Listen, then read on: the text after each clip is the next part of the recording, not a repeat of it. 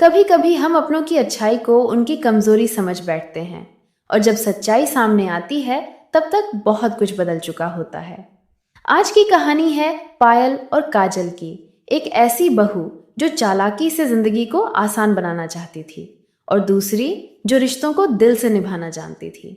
लेकिन जब दिल टूटता है तो केवल रिश्ता नहीं, पूरा घर बिखर जाता है। चमचमाते अपार्टमेंट की 7वीं मंजिल पर पायल अपनी दो पक्की सहेलियों सीमा और सोनम के साथ ऑफिस से लौटी। शाम का वक्त था।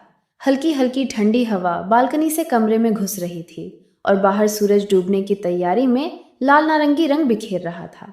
पायल ने अपने भारी भरकम ऑफिस बैग को सोफे पर पटका और एक जोरदार चहक के साथ अपनी जेठानी काजल को पुकारा, जो किचन में कुछ जुगाड़ कर रही थी।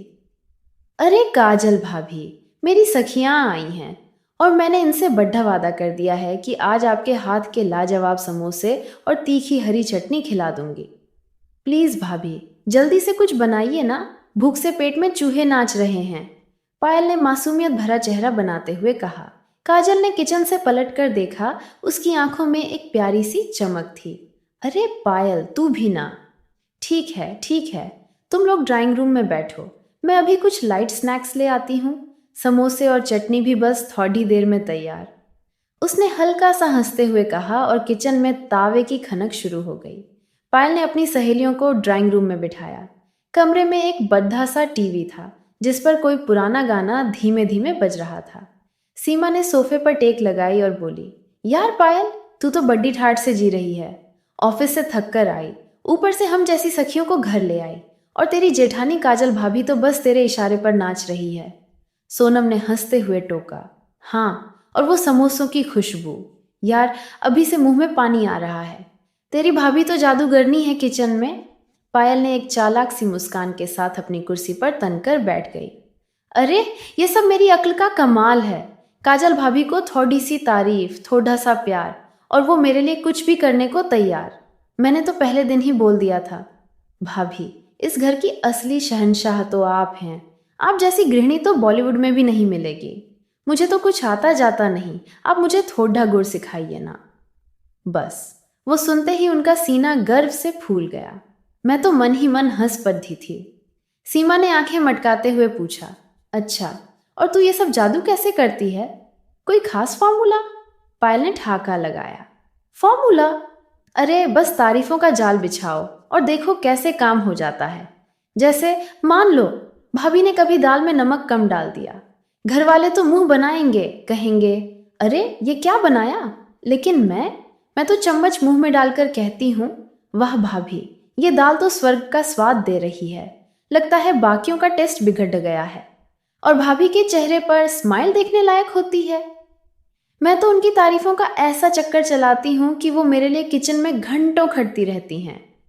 सोनम ने मजे लेते हुए कहा। और वो शादी? यार, तूने तो पिछले हफ्ते जो शादी दी थी उसे तो डिजाइनर बता दिया था। 300 रुपये की शादी को 3000 की।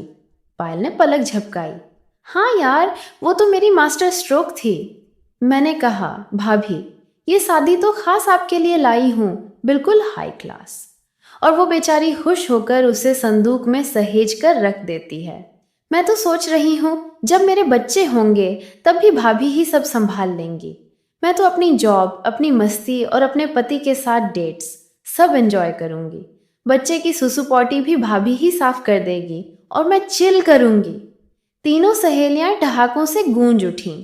तभी किचन की ओर से एक खड़के की आवाज आई। काजल, जो अनजाने में उनकी बातें सुन रही थी, के हाथ में समोसों की थाली थी। उसकी आंखें नम थीं और चेहरा गुस्से से लाल। उसने थाली को मेज पर जोर से रखा और बोली, पायल, आज शायद आखिरी बार मेरे हाथ के समोसे खा रही हो। थोड़ी और तारीफ कर दे, सुनना चाहती हूँ। पायल का चेहरा लटक गया।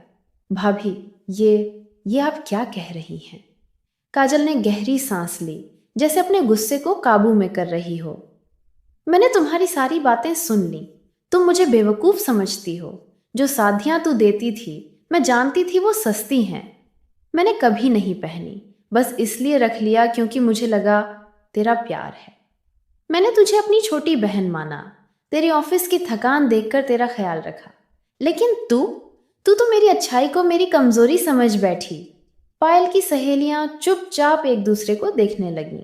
काजल ने आगे कहा, शांति देवी, काकी ने मुझे पहले दिन बोला था, काजल, नई बहू का ध्यान रखना, तू बड्डी बहू है। मैंने वही किया, तुझे हर सुख सुविधा दी, लेकिन तूने मेरे प्यार को मजाक समझ लिया। अब से तू अपने हिस्से का काम खुद कर, मैं तेरी नौकरानी नहीं हूं। पायल की सांस अटक गई। काजल ने थाली को मेज पर धरते हुए तंज कसा। लो, अपनी सखियों के साथ समोसों की पार्टी कर ले, खुशबू तो बहुत अच्छी थी ना। इतना कहकर वह पैर पटकते हुए कमरे से बाहर चली गई। सीमा और सोनम के चेहरे लटक गए। यार, हम चलते हैं, सीमा ने धीरे से कहा। दोनों सहेलियां चुपके से निकल गईं। धम्म से सोफे पर बैठ गई। उसका चेहरा शर्मिंदगी से लाल था। अगले दिन से काजल ने पायल के लिए टिफिन बनाना बंद कर दिया। पायल को अब सुबह जल्दी उठकर नाश्ता बनाना बड्ड दियचता, दोपहर का खाना पैक करना पड्ड दियचता और घर लौटकर रात का खाना भी। राशन लाना, सब्जी काटना, कपड़े धोना, सब कुछ उसके जिम्मे आ गया। पहले तो उसने सोचा, चलो मैनेज कर लूंगी, लेकिन हफ्ता बीतते बीतते वह हलकान होने लगी। एक दिन काजल ने सारी बात शांति देवी काकी को बता दी। शांति देवी ने दुखी होकर कहा, पायल, तूने काजल की अच्छाई का फायदा उठाया। अब मैं तुम दोनों की जिम्मेदारियां अलग कर देती हूँ। अपनी गृहस्थी खुद संभाल। शांति देवी ने दोनों बहुओं के काम बांट दिए। काजल अब सिर्फ अपने पति, बच्चों और शांति देवी की जिम्मेदारी संभालती थी। पायल को अपने हिस्से का सारा काम खुद करना पड़ा।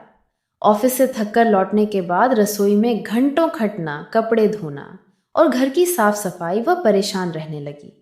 कुछ महीनों बाद जब पायल प्रेग्नेंट हुई तो उसे जॉब छोड़नी पड़ी। वह अकेले में बैठकर सोचती, अगर मैंने काजल भाभी का फायदा नहीं उठाया होता तो शायद आज मुझे इतना बोझ ना उठाना पड़ता। उसने एक दिन काजल से माफी मांगी।